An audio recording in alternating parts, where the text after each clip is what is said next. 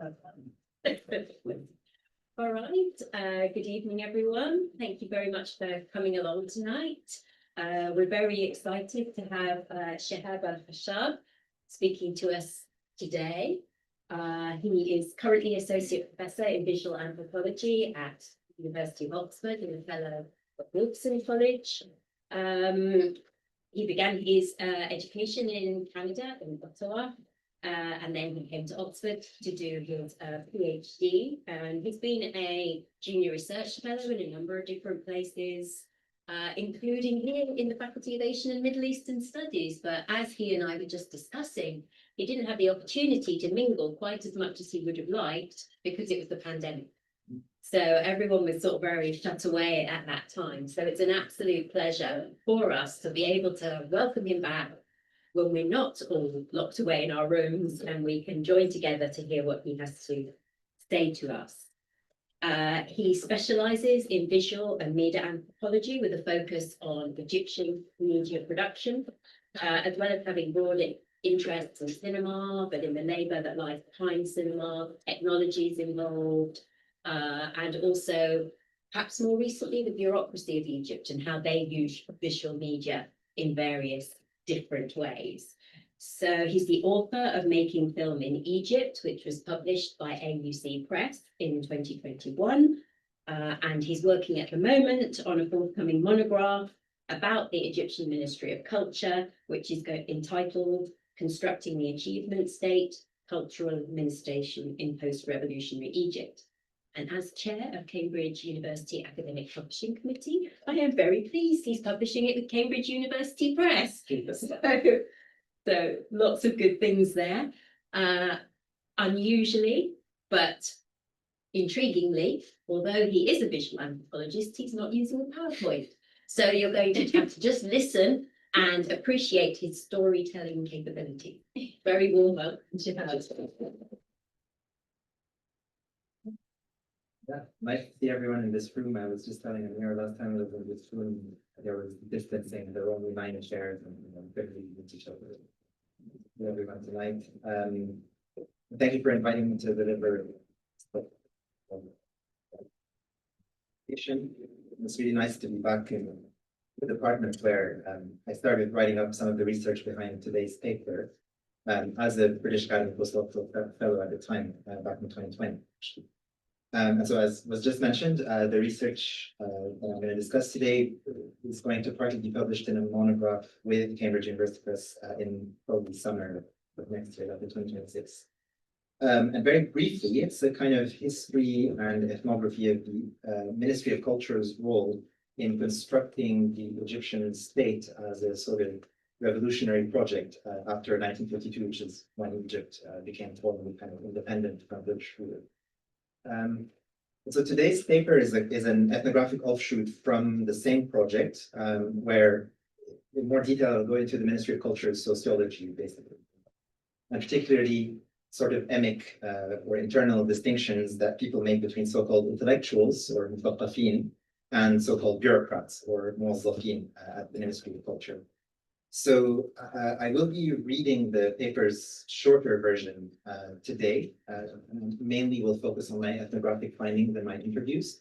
But I'm also happy to talk through the wider paper and its stakes in the Q&A afterwards, because the longer version of that paper also has a sort of historical section about the history of the Egyptian bureaucracy and ideas of bureaucrats and what they do and so on.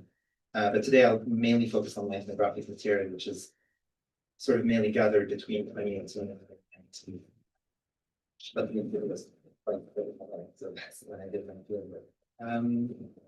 And yeah, as was mentioned, I don't really have a PowerPoint, but you'll have to use me as a visual.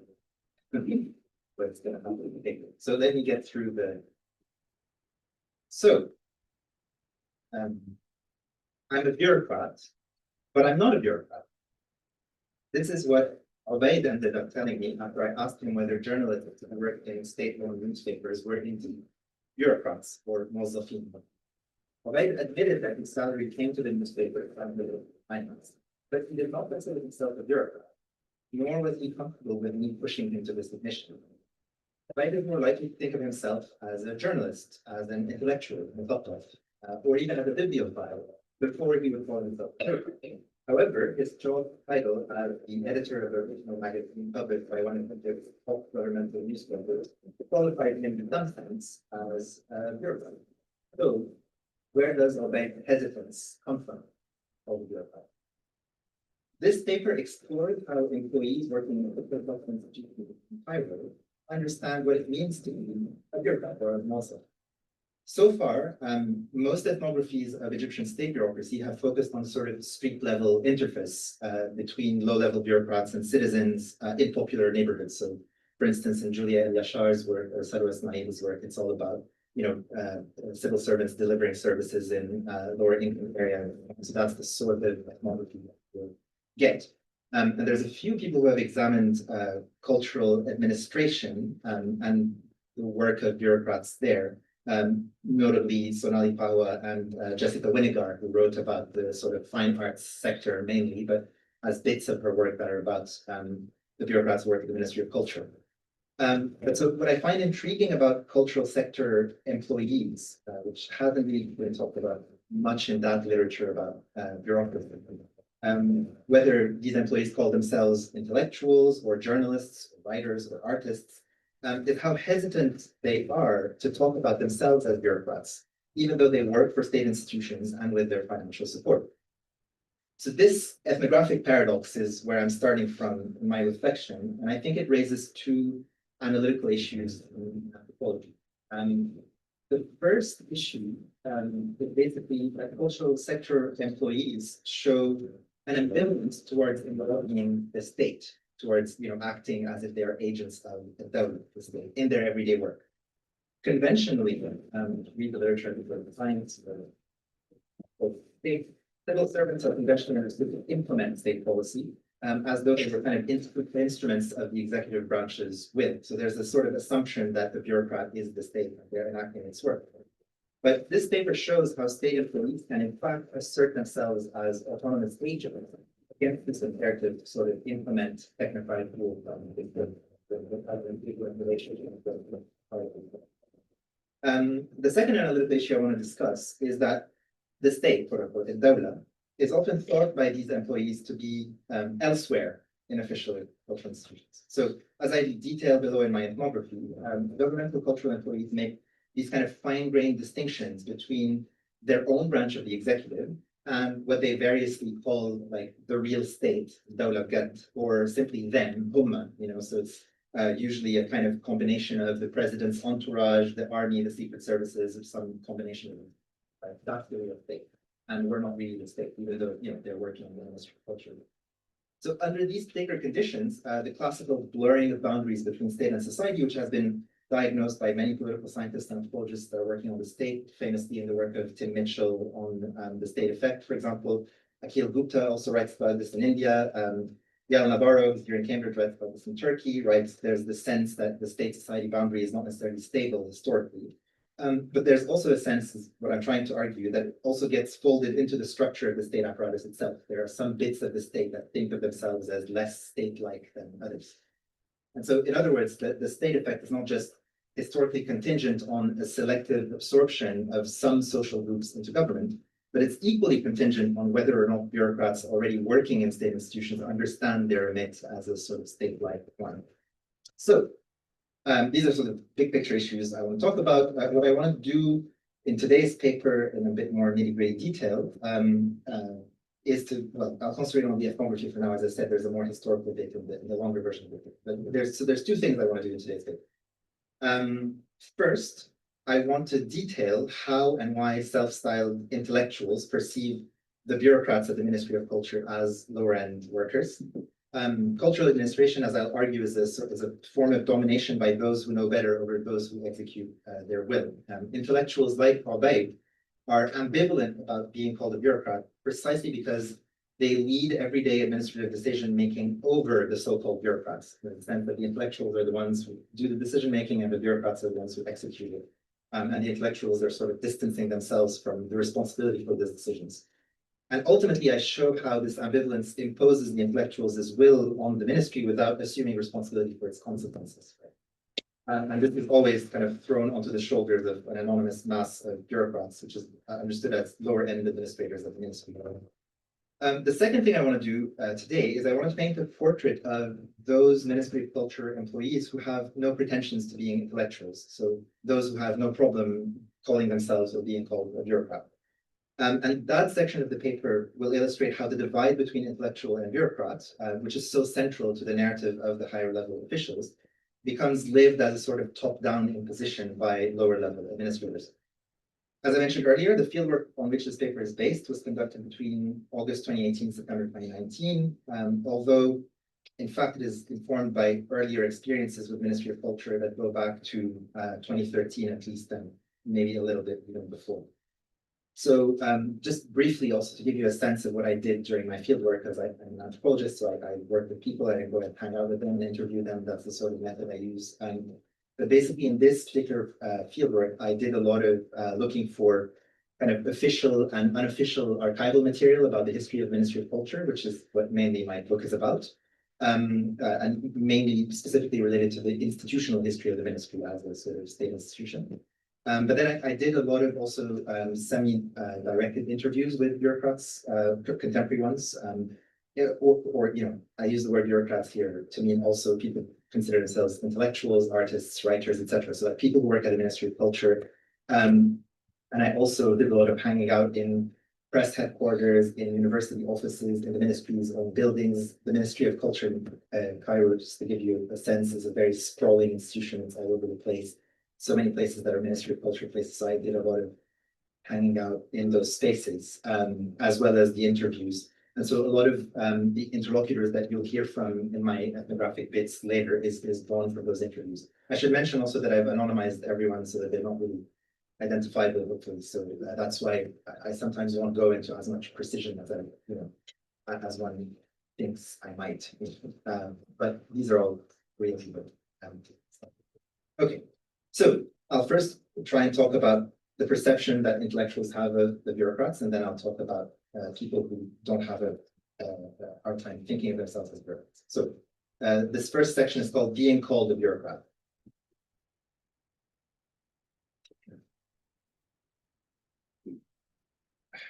Being called a bureaucrat. Okay.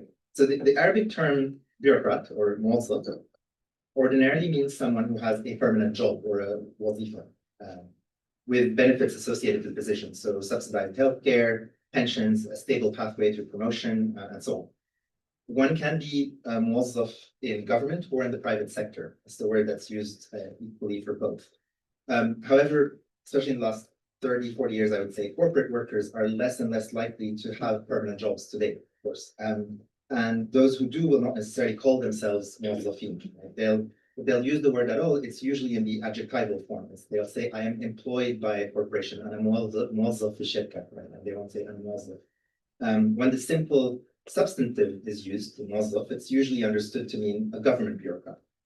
And so among intellectuals affiliated with the Ministry of Culture, being called a bureaucrat, a muwazzaf, is understood in a pejorative sense, as a foil against which a true intellectual or a true muthaqqaf and his or her activities can be defined. So I have personally been conscious of this dichotomy between the bureaucrat and the intellectual over a lifetime of informal conversations with cultural journalists, writers, and academics, such as Abdel Eder, one of my anonymized interlocutors, who's a university professor of literature who was deputized to lead a cultural magazine and a book series at the General Egyptian Book Organization after the 2011 revolution. And the book organization is the state publisher, basically, a huge part of the Ministry of Culture. It's the main organ that publishes books in the Ministry of Culture. In an interview with Abdel Eder in Café Strand near Bebelou, Abdel Eder stated that he was never really a bureaucrat around the ministry, even though he was sitting on one of the Supreme Council of Culture's committees and, as I said, leading various publications by deputation in the book organization. On the contrary, he said, he was never interested in entering the ministry, in spite of extensive peer pressure by some of his other colleagues, including the Supreme Council of Culture's longtime Secretary General, Dr. Geber Asfour, who was also quite famous professor of Arabic literature. Abdel Eder's implicit conception of the bureaucrat, not a bureaucrat, was made evident over dinner on another occasion, when he regaled his audience with a story about how the magazine he was leading came out in around 5,000 copies, and then the Bureaucrats, muwaẓẓafīn, would sell about 3,000 copies to the secondhand book market as soon as the print came out to kind of make their sales figures look like they were going up. And so the magazine was not actually widely read, except by those who had a special interest in old periodicals. And so this sort of narrative by Abdel is consonant with a much older pattern at the Ministry of Culture, where sales figures on public sector magazines were systematically inflated by incorporating back catalog options to the second-hand market. This is a phenomenon that Louis Awad, for example, the famous writer and philosopher, has talked about in the 60s. Those who are interested. But so ultimately, all those involved in Abdel narrative, including himself and the people he's talking about, are bureaucrats in some sense, right? They're all employed in the governmental sector. Abdel at a public university, which is overseen by the Ministry of Higher Education, and his employees at the Ministry of Culture, specifically at the General Egyptian Book Organization. But in practice, the term bureaucrat, muwazzaf or muwaẓẓafīn in plural, is reserved for those employees who work in lower administrative positions with little executive power. Abdel had a keen sense of himself as someone inherently distinct from bureaucrats, who are portrayed as a sort of incompetent, scheming mass of individuals with little to do with serious culture. And this portrayal is not Abdel's invention. I have heard such bureaucrats portrayed in numerous interviews, at worst as useless fools, and at best as upholding a routine that kills the true spirit of intellectual endeavor. And so what's paradoxical here is that the intellectual's own situation as a state employee is never taken to be encompassed by the caricature of the incompetent or mindless bureaucrat. And this distinction emerges in part from the fact that most intellectuals who work in leadership positions at the Ministry of Culture are appointed by deputation. I mentioned that word before, deputized, intided, rather than a permanent contract, ta'yin. So such appointments by deputation are a common way of reallocating personnel across the state apparatus without affecting their main employment status. And so that creates a divide between those who are sort of external, quote unquote, to the institution and those who are internal to it, or using the consecrated expression, who are the institution's son or daughter. They'll say Ibn al-Hay'a or Bint al-Hay'a or something. And so in Abdel's case, which is by no means a unique one, he kept his permanent position at the university, but was deputized at the Ministry of Culture. So there's the sense that he's not one of the sons of the institution. And this distinction between kind of internal and external to the institution, between intellectual and bureaucrat, is equally ingrained in some of the Ministry of Culture structures themselves, including most visibly at something that is called the Supreme Council of Culture, or the Majlis al-A'la al-Thaqafa.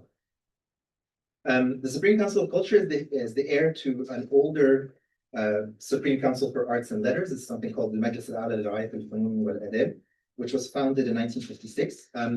Initially, that institution was a sort of autonomous organ under the Council of Ministers' direct authority, and its main duty was to first provide recommendations on cultural policy, and second, to allocate the major state prizes in the arts and the humanities.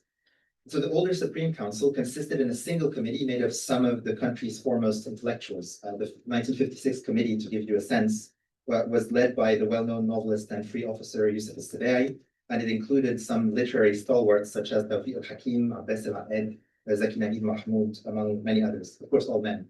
That's also part of the general patriarchy of Ministry of Culture, to which I'll come back a bit later.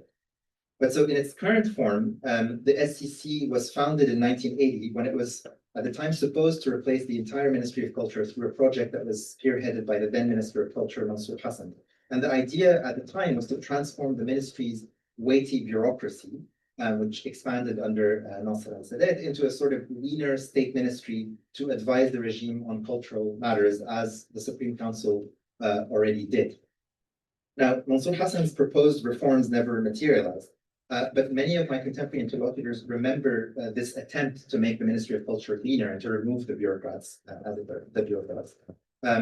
as a sort of a worthy attempt, because their diagnosis of the ministry and more broadly the state apparatus's current crisis is that it has an outsized number of bureaucrats. That's often a complaint that you'll hear in Cairo. The state is too big, there's way too many bureaucrats. It's a form of hidden unemployment. It's like masking unemployment, basically. The state hires all these people to give them jobs, so of course the unemployment figures could go down and so on.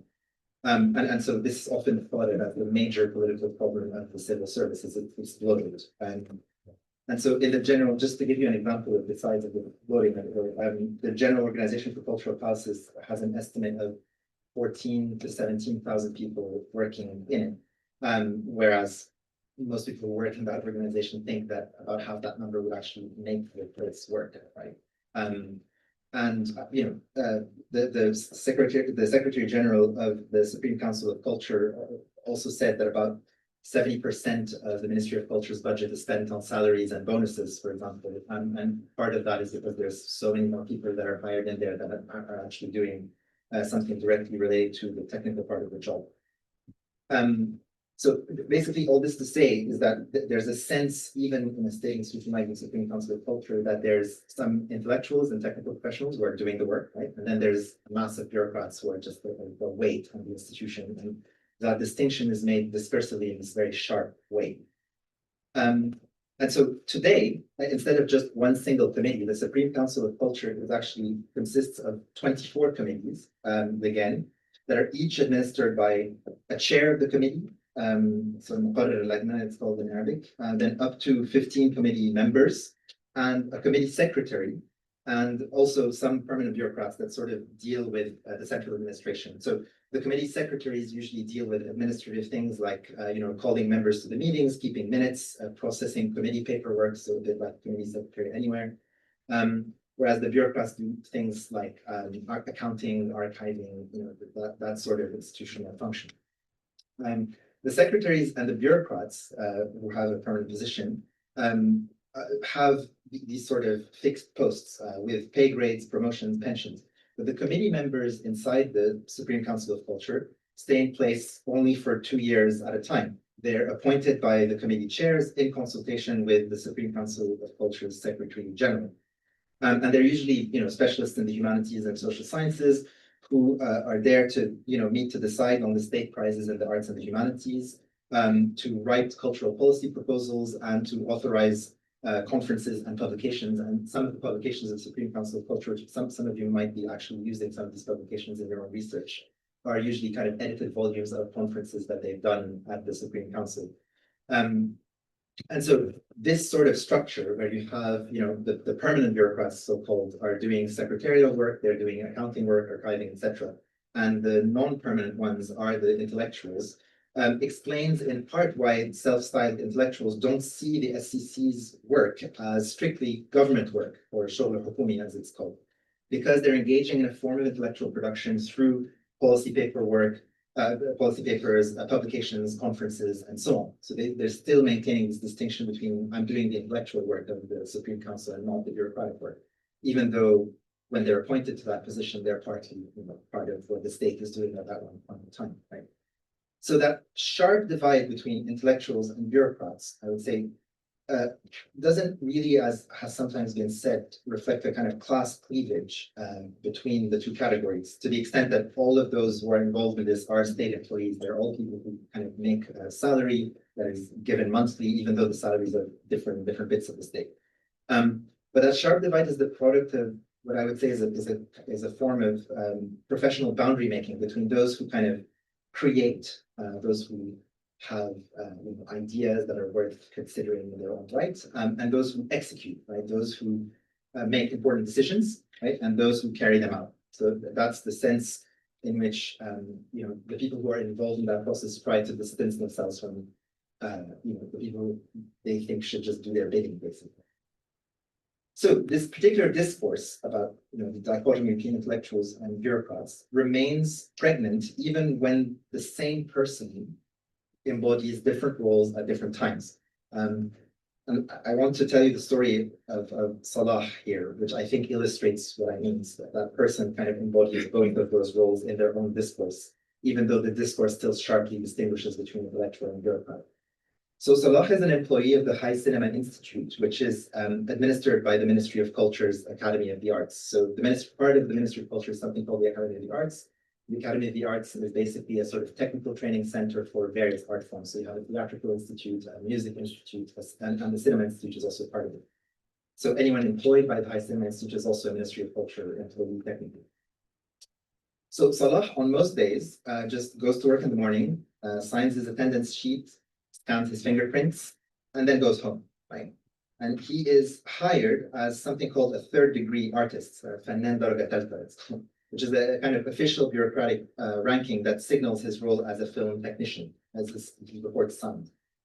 So with seniority, he can achieve the status of second-degree artist, it's called فنان درجة ثانية, and eventually become, quote-unquote, a venerable artist, which is called فنان قدير. And these are all kind of official titles within the Ministry of Culture.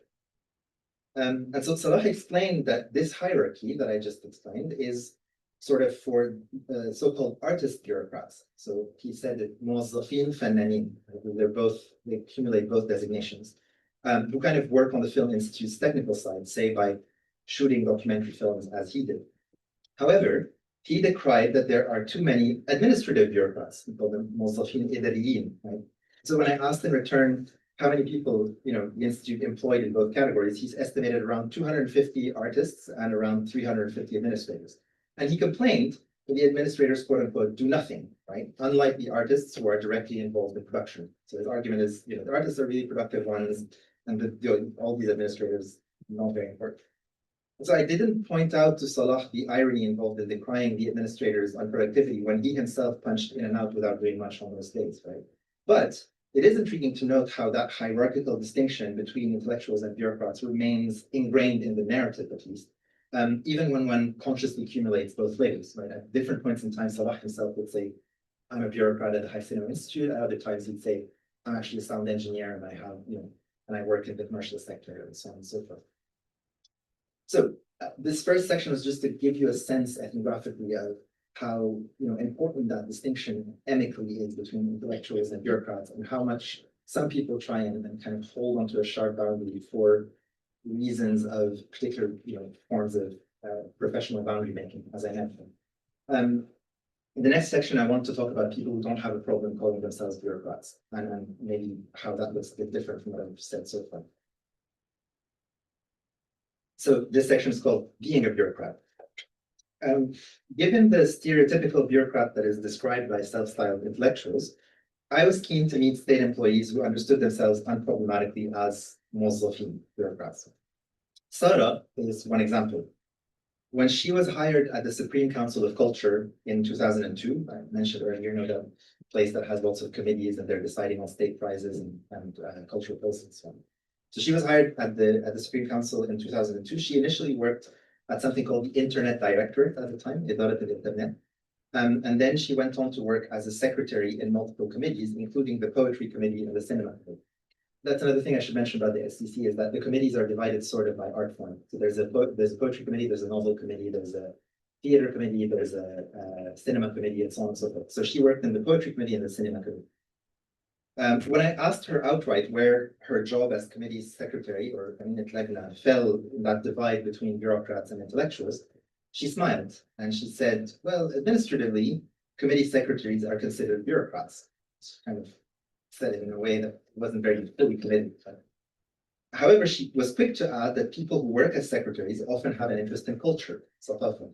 She already loved poetry before joining the SCC, and she had some poet friends. I think, in fact, she wrote some poetry, but wasn't like a successful poet herself.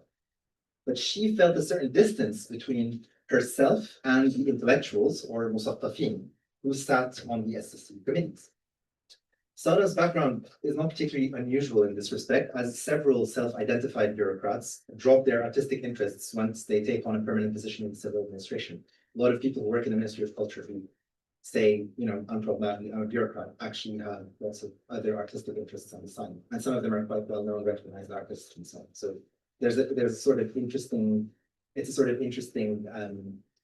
thing to note, as it were, because those who insist on the, like, I'm not a bureaucrat, are doing something consciously. It's not just sort of something that happens. Some people are quite happy with accumulating both designations. So Sarah continued to say that intellectuals perceive her as someone who is less open because she wears the veil. She wears the hijab.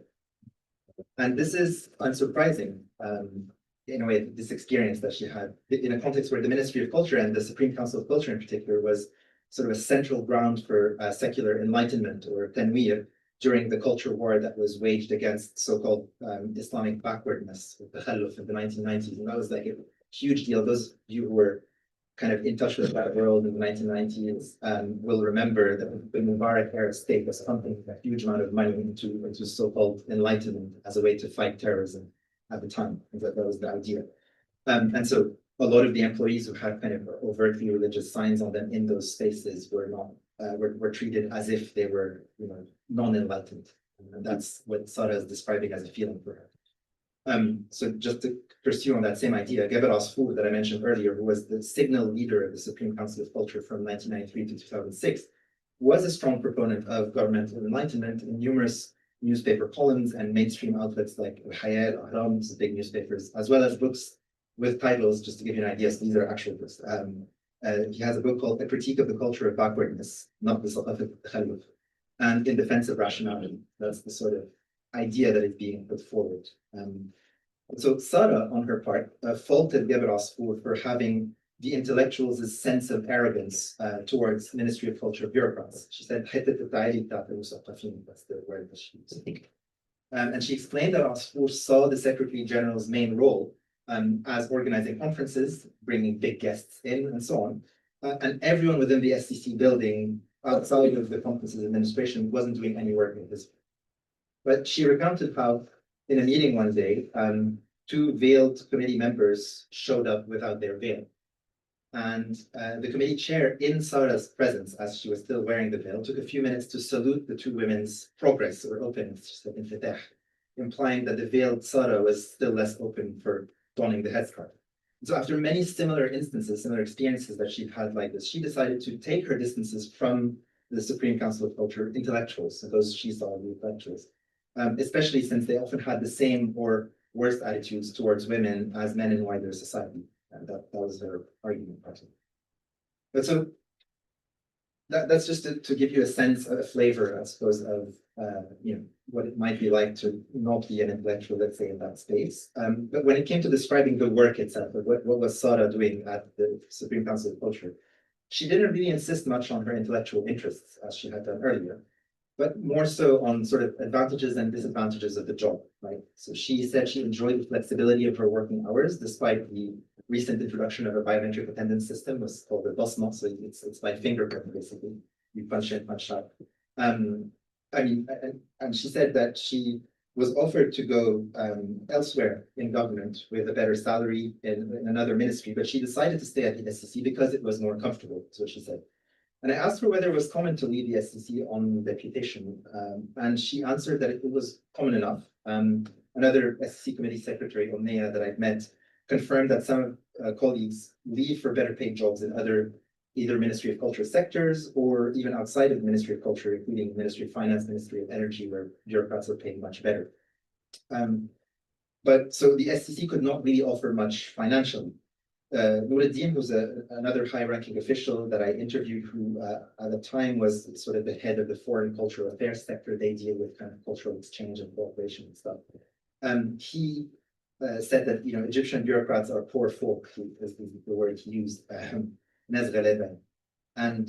they could spend like a whole summer working their asses off just to get a very small compensation of about £2,000 or something, which is around $100 or something, right? And so what Sarah has also told me is that she's been working at the Supreme Council since 2002, and she was still only making about £2,000 a month. So again, about $100 a month in the money at the time, from her salary in 2018. So the salaries being much lower at the Supreme Council of Culture, men in particular often wanted to move out to secure better pay, while the women did not need as much, according to Sarah. So under the assumption that sort of men are the main providers in their households and the women have a complementary income. And so conversely, some employees deputized from elsewhere to the SCC to have a lower salary, but also a lower workload. And according to Sarah, that flexibility of the work schedule is the main reason why women staff the Supreme Council of Culture in great majority. So on the sort of non-committee end of things, most of the secretaries and most of the HR people and accounting, most of them are women. And using her own case as an example, she mentioned how she could, go pick up her two kids from school after work, unlike in other administrations where, you'd have much longer working days. And so that was an advantage, even if the salary wasn't really well. So here I want to comment on the kind of strikingly gendered dimension of bureaucratic work in Sara's narrative, which is also borne by some of my own observations and with numerous conversations with Supreme Council of Culture employees. Sara mentioned, for instance, that the Supreme Council of Culture's prizes administration, so the data of the Supreme Council that directly deals with the administration of prizes, was known until the early 2000s, as the ladies' administration. They call it Idarat al-Hawan. And she insisted that these women at the time were very high class and that they were not to work too much. All of them went to the Ahli Club, which is a very kind of well-to-do social club, all hosted very large parties that all lived in high society. When I asked Munira, who was a retired committee secretary who had begun working at the Supreme Council of Culture in 1987, why her administration was mostly staffed by women, she immediately replied, they're not women, they're Garden City ladies, they're Garden City Hawan. So Garden City is a very kind of posh neighborhood in Cairo. So when she first entered the SCC, it was mostly occupied by these upper class women who were like the wife of such and such minister or the wife of such and such officer. And without naming names, she even recalled an instance when basically they were trying to hire someone for one secretarial post that they couldn't in the end because one was the wife of a minister and the other was the wife of an army officer and they couldn't decide between them. So so basically that's the sort of person that staffed the administration initially, like through the 80s and 90s. And so after the SCC eventually moved to a new building later in the 1990s, the social composition of the women in office changed. And Munira said, quote, they were more popular, shabi, in a sort of hushed voice, as if she was kind of embarrassed of admitting that. And on many occasions in our conversations, she insisted that Munira, was unlike these women and did not like mixing with them. This kind of, I'm not a popular person. And she mentioned, for instance, how the new female bureaucrats would sort of, that's her way of explaining how she's more classy. And she said they would set down prayer mats and pray at particular times during working hours, but she herself preferred to pray at home. So there's a sense of this kind of respectable religiosity as a marker of, being more of a kind of middle-class bureaucrat as opposed to working-class bureaucrat. She also mentioned, for example, how they ate at work while she would eat a biscuit at most, right? They worked in the derelict upper floors of the SCC, whereas her office was right next to the Secretary General's one on the first floor near the building's very grand entrance. And one Secretary General even told her that she looks like she belonged right where she is on the first floor and not with the others upstairs. And that was the way that it was finished. So the changing gender and class composition of the SCC bureaucrats, I think, might explain in part why the self-styled intellectuals that I was describing earlier, mostly, although not exclusively men, disdain their subordinates, right? I'm telling you this whole story about the social composition of this Supreme Council of Culture to also think about how there is a gender division of this kind of intellectual versus bureaucrat. It's not just intellectuals versus bureaucrat in an abstract sense, it's also mainly male intellectuals versus mostly female, lower class sort of secretaries and HR officers and so on. So, moving on with just describing what it feels like to be a bureaucrat in the Supreme Council of Culture, Sara and Munira, who's the older employee I interviewed, enjoyed their jobs, but they also saw that the resources and the tools that were available to carry out their work were limited. For example, Sara complained that there were no work phones at the Supreme Council of Culture and only 3 working computers in her entire directorate, even though the whole job is largely about contacting people and coordinating meetings and so on, so they don't really have the tools to do that. And so this situation basically forced them to use personal mobile phones, WhatsApp groups, and home computers to coordinate, of course, at great expense, and they have to pay for them. And she noted how her friends were advised by older bureaucrats at the time, she was applying for jobs against applying to the Ministry of Culture because it is, quote, وزارة كحيانة, she said, it's an impoverished ministry, like a ridiculously poor ministry. And Sara expressed how surprised she was initially at seeing the Ministry of Culture endowed with such limited funds because, in her view, she said, the activities are important for the state. They're muhimma lid-dawla. For example, when they organize a big conference, like their biennial, they have a biennial poetry and novel conference where delegates from all over the Arab world come and they invite lots of big shot politicians and so on. She said that sort of warrants more political interest in them. she mentioned that the conference in 2018, for example, the poetry conference, I think back then cost about 4 million Egyptian pounds, which is a significant sum of money. But the SEC bureaucrats were still held accountable for overspending on this occasion, even though she didn't get much out of it, right? So basically, a lot of my description of these sorts of kind of material factors of the bureaucracy is one of the things that distinguishes people who don't have a problem talking about themselves as bureaucrats and people who are intellectuals. The intellectuals tend to disdain money talk in a way, but people who don't have a problem calling themselves bureaucrats also talk about money often, right? And in very kind of direct ways like this, like we spent this much and I got a bonus at that much and so on. And that's part of the way in which that distinction is made socially. So intellectuals may not always emphasize these material factors to distinguish their contributions to the ministry, but self-styled bureaucrats conceive of their professional and educational achievement as a sort of gold standard of what it is to be a bureaucrat. So it's a lot more about these sorts of material things. Let me skip over this bit of the account, but I can come back to it later. But I mean, by and large, I think it's what I'm saying. So just to conclude this section on being a bureaucrat, while the intellectuals look down on the bureaucrats, it's noteworthy that bureaucrats too have mixed opinions of their intellectual leaders. And I think that's obvious in some of what Sarah was saying earlier. If you consider two SEC employees, one of them I mentioned, Munira, who is a long-time committee secretary, and the other, Abdel Samia, who's a man for a change. He's someone who works in central administration in the Supreme Council of Culture. You can see how that mixed opinion manifests.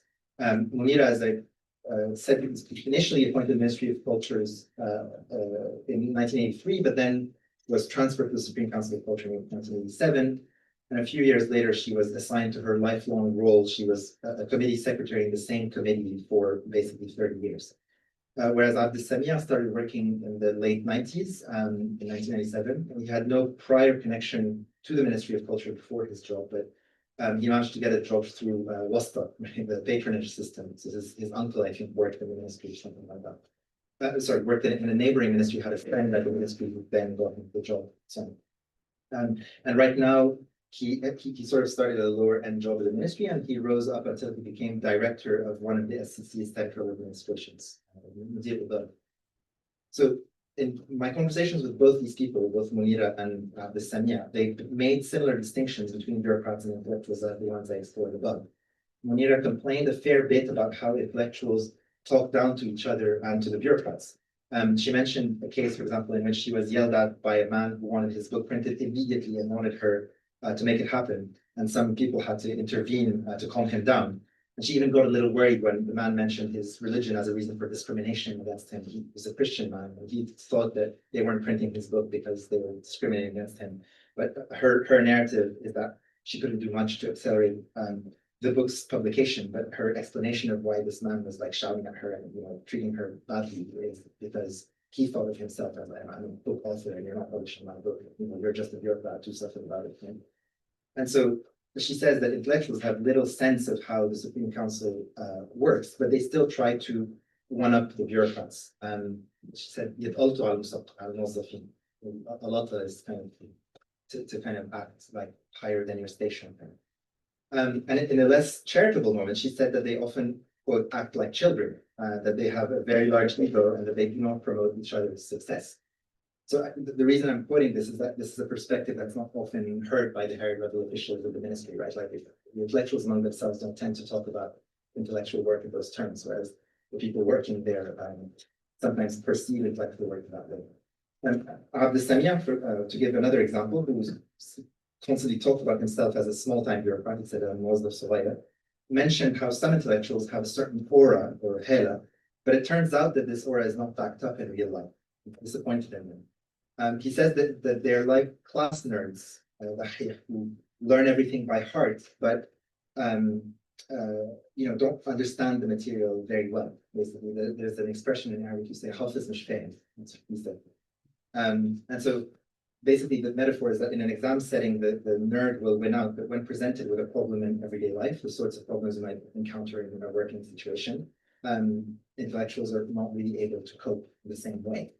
So again, criticisms of that kind of understanding of the intellectual as something somewhat superior in the ministry and so on. So I think I've given you quite a lot to think about, a lot of ethnography and details and stuff, but I just wanted to conclude briefly, just going back to some of the big picture reasons why I'm giving all that description, why it matters.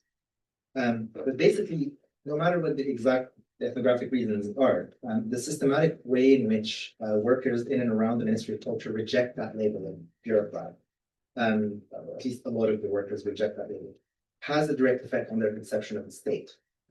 Given that the state, the government, the hukuma, are often assimilated to one another in everyday conversation in Cairo, the way in which workers in contact with the Ministry of Culture distance themselves from the bureaucrats parallels the way in which they distance themselves from the state.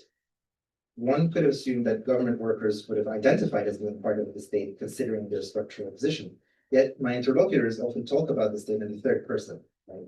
It is always somewhere else, not necessarily deeper, like in the deep state metaphor, right? But behind the curtain where the real bureaucrats are, where real power hides. For example, when I was asking Obaid, my journalist friend who said I'm a bureaucrat, but I'm not a bureaucrat initially, right? Why he left the previous position in another government-owned newspaper, he mentioned how they were against him. They were against him. And that mysterious pronoun, the humma, is systematically used to refer to that conglomeration of kind of army, police, secret services. And when I asked who they were exactly, he said, it's the state, the serious state, which he specified were the security services and the intelligence. But that expression struck me because Obaid established an ambiguous distinction between his everyday interaction with newspaper bureaucrats and how he works day to day in a state administration, and the kind of translocal serious interaction with the security state bureaucrats. And all of these interactions nominally fall under the state umbrella, at least from the outside. You would think all of these guys are just, state bureaucrats. But in Obaid's perspective, he considered one group more seriously state-like than the other. And part of the way that you can do that is that you sort of remove yourself as an intellectual a little bit, and you say that there's bureaucrats in your place internally, and there's bureaucrats elsewhere who are the state, and I'm not either of them. And what's intriguing is that this distancing of the state by people who work in and with the Ministry of Culture coexists with a conception of everyday bureaucratic work as a metonym for the state's overall function. So, for example, I was once sitting with two archivists in a government-maintained press archive. The older male archivist was complaining about the administrative chaos that was happening under Sisi's regime. And his assistant was sitting there and she said, quote, I'm all for a military man being in power, but they are totally lost. The they being like the security state. The older archivist kind of concluded with a wary hand gesture, and now speaking about the administration within his own organization, he said, well, the whole state is just like here. And this conclusion clearly connects the archivist's own working space with the state apparatus, but through a model of dysfunction rather than organic unity. Just as his own work in the archive is chaotic, so is the entire state. And likewise, when one of my interlocutors, Suzanne, told me about her experience at the Foreign Cultural Relations Center, she mentioned how working there opened her to a microcosm of what happens in, which she said that is the fantastic behemoth, the Kayen Hunem. And this conception of state bureaucracy as sort of, both distant and chaotic, but also experienced in the everyday someone, is, I think, interesting insofar as it depoliticizes the everyday work of government workers. Whoever is really in charge, quote unquote, is always elsewhere because the work that is done here is just as dysfunctional as the whole system. And I'll leave you with this thought. Thank you for listening.